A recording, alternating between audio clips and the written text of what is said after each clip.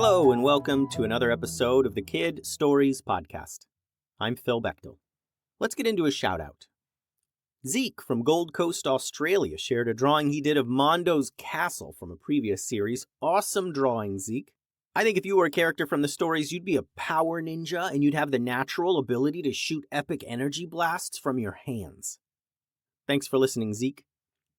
This series was the idea of a listener named Blake from New Zealand, who also shared a pretty sweet drawing as well, one of a tree beast. You had some great ideas, Blake, and I'm glad we could write this story together. Today's episode is titled, They're Back. It was another beautiful day in the valley as Hamish and old Witch Toobs asked some ninjas for a favor. We're low on every exotic ingredient, you see, old Witch Toobs explained to the Valley Town ninjas in their planning room. We have no thunderquartz, no tidestone, no whispering geodes. And plants, too, said Hamish, the dragon wizard, professor of potions at the academy. His dragon head poked in through the front door while the rest of his dragon body waited outside. Phoenix ferns, star sage, moon shrooms, frost flowers, and shrub shield seeds. We've got a list of nearly 30 things we need to find, and none of them are native to the valley.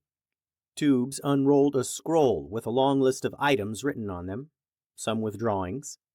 The ninjas all crowded around to see. Luckily, all of these items grow on the celestial drift, added Hamish.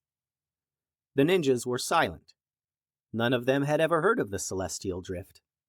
You're going to need to say more about this celestial drift place, said Tim. I don't think any of us have ever heard of it. Ah, yes, well, it's a long boat ride away, began Toobs. The celestial drift is an island that's tied to the moon in a strange way. At night, as the moon rises and sets in the sky, the island follows it slowly. This results in the island moving through the ocean night after night, year after year, following the moon in a predictable pattern. By now, map makers and astrologists have tracked the movement of the moon and the drift, so we know where it's going to be every season. A moving island? That's wild, said Benben. Yes, it is very wild indeed, agreed Hamish.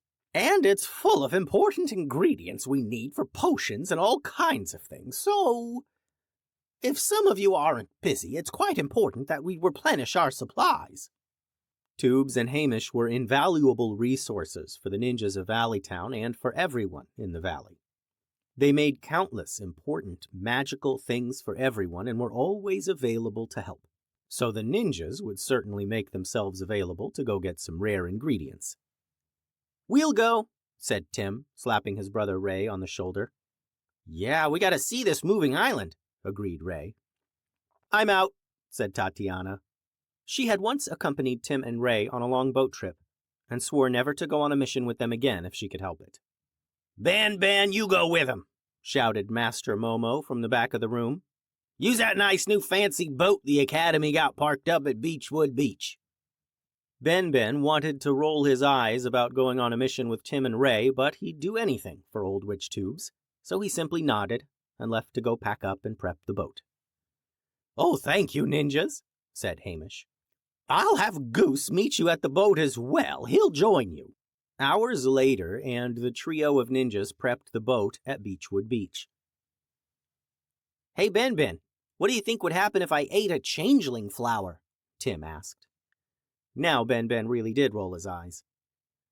Well, you'd probably change the color of the flower, I think. But why would you ever do that? Well, I've always wanted to be orange, you know, Tim continued. What color have you always wanted to be? I've never wanted to be a color, said Benben as he dropped another big bag of rations down into the hold of the ship.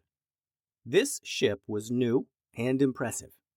It was not particularly large, but it was fast and had cannons, and everything about it was just brand new. Hey, do you think we could put anything else in these cannons but cannonballs? Asked Ray as he straddled one of the heavy iron cannons bolted to the wooden deck. It's only made for cannonballs, though. What else would you put in there? Benben said, beginning to get annoyed with the ridiculous questions. I don't know, like a shark maybe? You could put a shark in here and blast sharks out at your enemies and they'd be like, nom, nom, nom, nom, just chomping through the bad guy's ship. Or maybe... Another cannon, came a voice from the dock. Goose the Kid Wizard stepped off the wooden gangplank and onto the deck of the ship. He wore his wizard robe and carried a large adventure bag. Like if you put another cannon into the cannon and you blasted the cannon out and then it blasted a cannonball out, it would be double the speed probably. Benben went down below deck to avoid hearing this absurd conversation. Yes, a cannon blasting a cannonball. That would be epic. Let's see if the cannons below deck will fit in these big cannons. No putting cannons inside other cannons. Benben's head poked back up from the ladder that led below deck. He stared the other three down so they knew he meant business. Well, no cannons in the cannons, I guess. Yeah, that makes sense for sure. But maybe some other stuff we can stick in there and see if... Only cannonballs in the cannons, period, barked Benben, before dropping out of sight. He's still wound a little tight, yeah? Said Goose. Benben's a good egg, Ray said as he unfastened the ropes from the dock. He just usually does things by the book. Like, only cannonballs go in the cannons, only food goes in the oven, don't drink that strange potion if you don't know what it is, stuff like that. Goose nodded and went to work organizing their rations and things on the ship. This would be a long trip. It was going to take them days to reach the island of Celestial Drift, and who knows how much longer to gather all the rare plants and rocks and such that Hamish and Toobs were wanting. As the sun began to set, the group finally finished loading the ship. Tim and Ray had managed to stay away from the cannons after Benben's stern warning, though they kept whispering and giggling about shark bombs whenever they passed by them. All right, I've got the star charts from Toobs, Goose announced, spreading a collection of papers across a barrel. The Celestial Drift should be passing through Moonfish Bay in 3 days.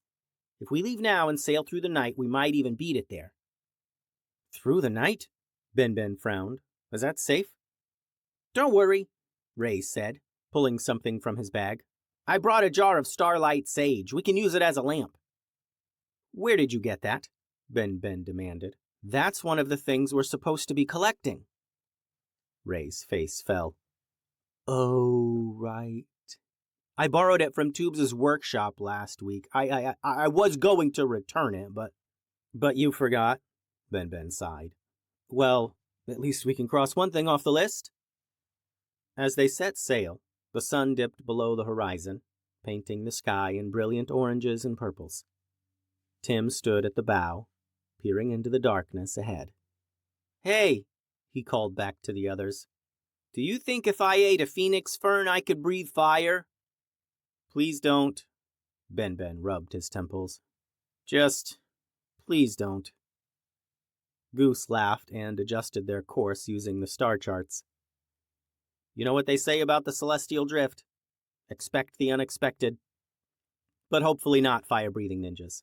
That sounds dangerous. The end.